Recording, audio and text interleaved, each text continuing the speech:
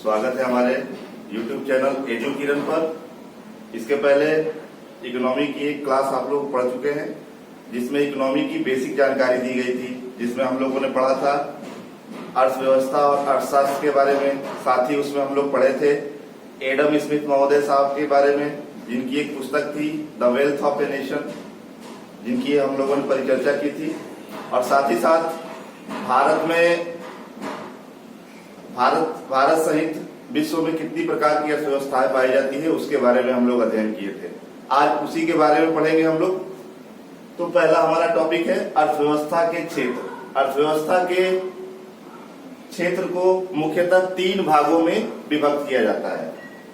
पहला आता है प्राइमरी, दूसरा द्वितीयक, इसको सेकेंडरी बोलते हैं, तीसरा टर्सरी या तृतीयक क्षेत्र। फिर से देखिए, अर्थव्यवस्था को मुख्यतः 3 भागों में डिवाइड किया गया है, प्राथमिक, द्वितीयक और तृतीयक, प्राइमरी, सेकेंडरी एंड टर्सरी। प्राथमिक क्षेत्र में हम लोग देखेंगे क्या क्या चीजें आती है। कृषि, खनन, मत्स्य, वानिकी, पशुपालन, जमीन से जुड़ी जितने भी चीजें हैं उसको हम प्राइमरी सेक्टर में रखते हैं। भारत में सर्वाधिक लोग प्राइमरी क्षेत्र से ही बिलोंग करते हैं। द्वितीय क्षेत्र में आता है उद्योग। उद्योग को हम लोग मुख्यतः 2 पार्ट में डिवाइड कर देते हैं। एक है निर्माण और दूसरा है विनिर्माण। निर्माण का मतलब हो गया इंफ्रास्ट्रक्चर, किसी बिल्डिंग का निर्माण, ये सारी चीजें निर्माण के श्रेणी में आती है। और विनिर्माण का मतलब होता है मैन्युफैक्चरिंग, किसी प्रोडक्ट का बनाना, ये सारी चीजें मैन्युफैक्चरिंग में आती है।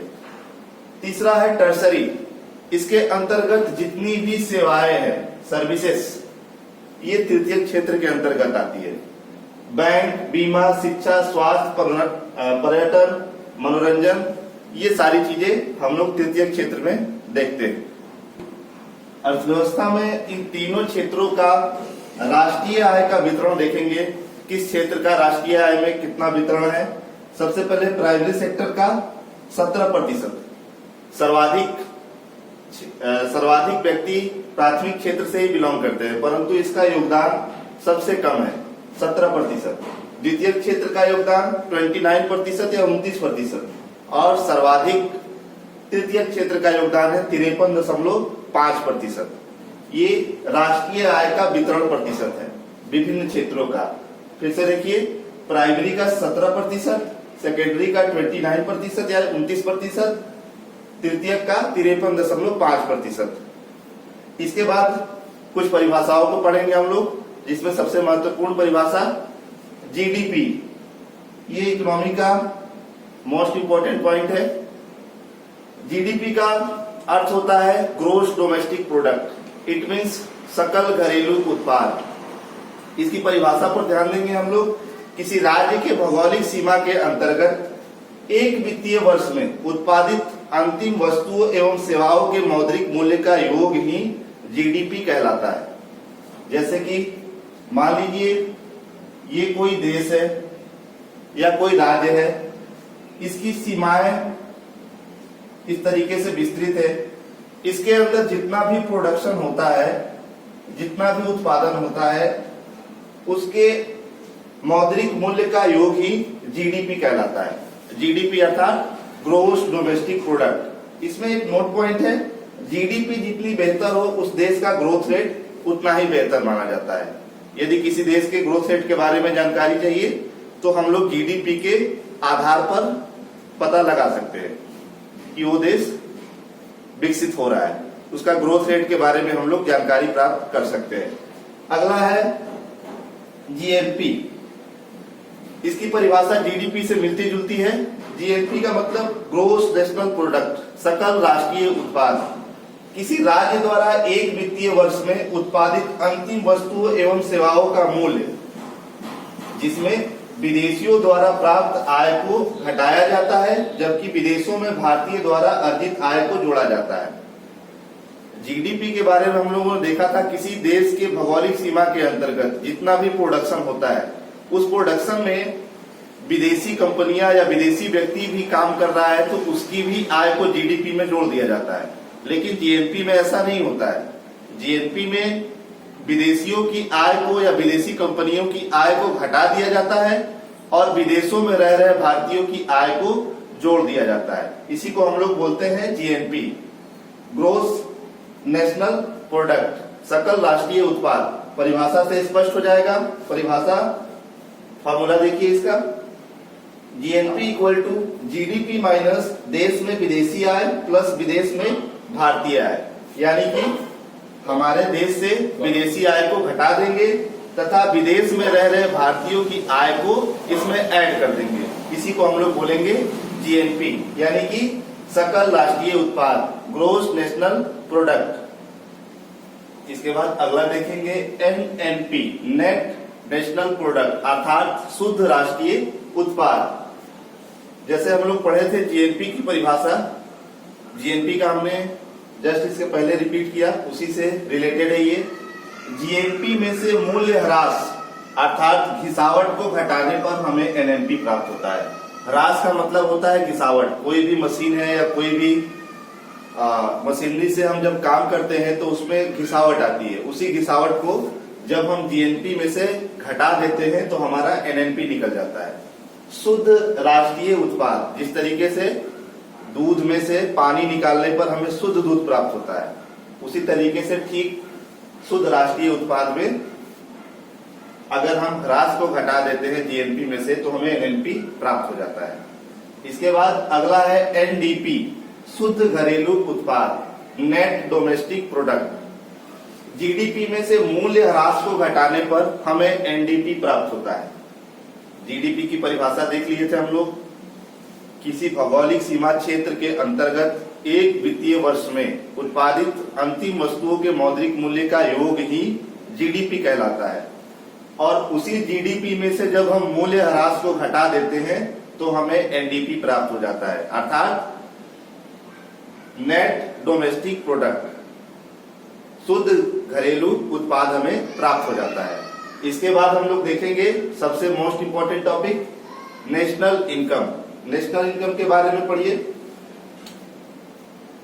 नेशनल इनकम के बारे में जानने से पहले इसमें दो तीन चीजें हैं।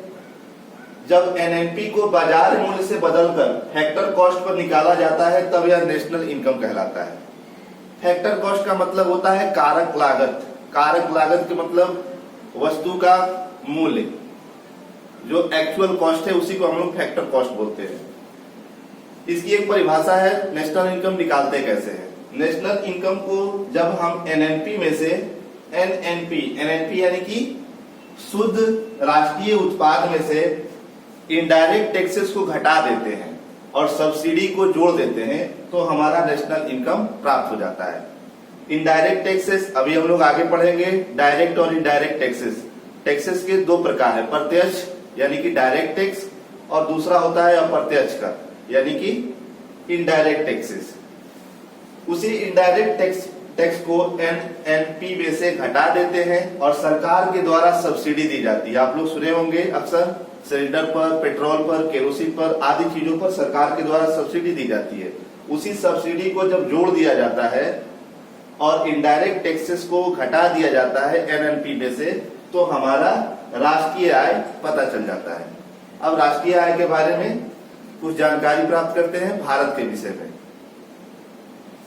भारत में राष्ट्रीय आय की गणना सीएसओ अर्थात सेंट्रल स्टैटिस्टिक्स ऑर्गेनाइजेशन, केंद्रीय सांख्यिकी संगठन के द्वारा किया जाता है, जिसका मुख्यालय नई दिल्ली में है।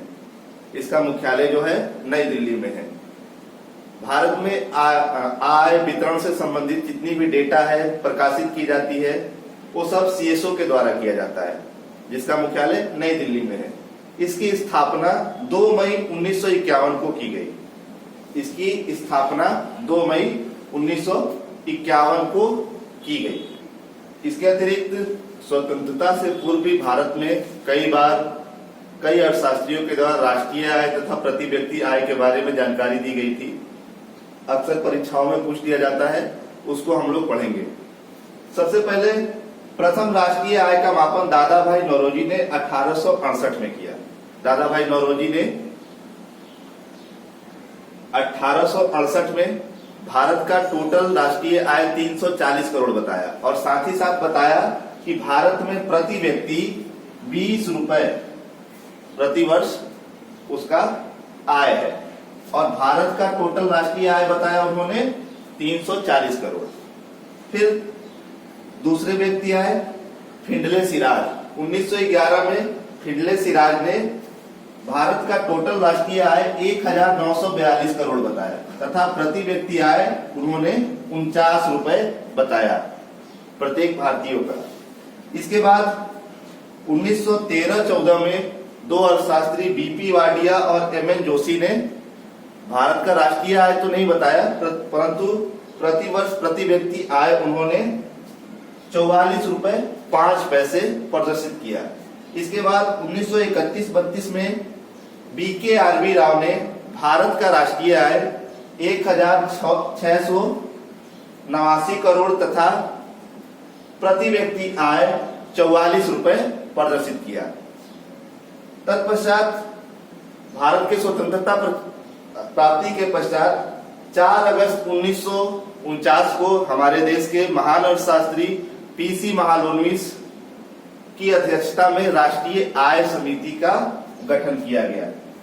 राष्ट्रीय आय समिति का गठन किया गया, और इस समिति ने स्वतंत्रता प्राप्ति के पश्चात अर्थात 1949 के बाद प्रति व्यक्ति 246 रुपए 9 पैसे की आय का अनुमान लगाया। ये हमारा राष्ट्रीय आय समिति है, जिसका गठन किया गया था 4 अगस्त 1949 को। किसकी अध्यक्षता में? PC महालनोबिस। राष्ट्रीय आय के भारत में 3 माप विधियां हैं। पहली माप विधि है आय गणना विधि। किस प्रकार से कितना आय हो रहा है उसके आधार पर हम लोग राष्ट्रीय आय का अनुमान लगा सकते हैं। दूसरी विधि है उत्पादन गणना विधि। प्रोडक्शन के आधार पर राष्ट्रीय आय का पता लगाते हैं। तीसरी विधि है व्यय गणना विधि। व्यय और बचत के हिसाब से हम लोग राष्ट्रीय आय की विधियों के बारे में पता लगा सकते हैं। आज की क्लास से बस इतना ही। आगे का वीडियो एजुकिरण चैनल पर आप देख सकते हैं। आज की क्लास आपको कैसी लगी आप हमें कमेंट बॉक्स पर जरूर बताएं। ज्यादा से ज्यादा लोगों के पास शेयर करें तथा सब्सक्राइब करें, ताकि ज्यादा से ज्यादा लोगों के पास ये हमारी वीडियो पहुंच सके। धन्यवाद। आपका दिन शुभ हो।